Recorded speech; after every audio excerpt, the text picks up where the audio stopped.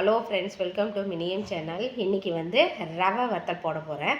அதுக்கு ஒரு கப்பு ரவை எடுத்துருக்கேன். அதை மிக்ஸி ஜாரில் போட்டு நைஸாக அரைச்சிக்கலாம். ரவையை மிக்சியில் போட்டு நல்லா அடித்து எடுத்துட்டேன் மாவு மாரி.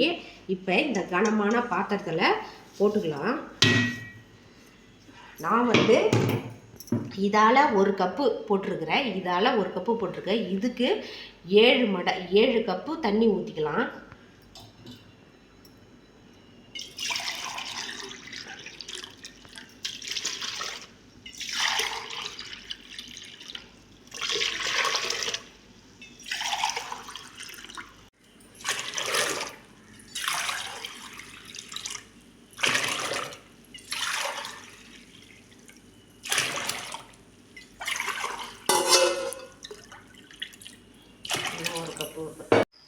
அதுக்கு தேவையான அளவு உப்பு போட்டு இப்போ அடுப்பில் வச்சு நல்லா காய்ச்சணும்.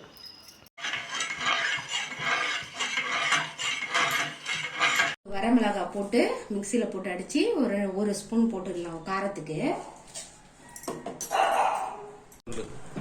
இப்போ இந்த கண்டிஷனுக்கு வந்துருச்சு பாருங்க.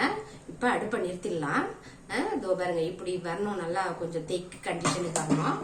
கரெக்டாக ஆயிடுச்சு. இப்போ இது வந்து ஆறட்டும். இப்போ ஒரு ஸ்பூனு வரமிளகாய் அந்த பொடி போட்டுடுறோம். ஒரு ஸ்பூனு காரத்துக்கு. கொஞ்சம் கொத்தமல்லி போட்டுடுறேன். வெள்ளை போட்டுக்கலாம். அவ்வளோதான்.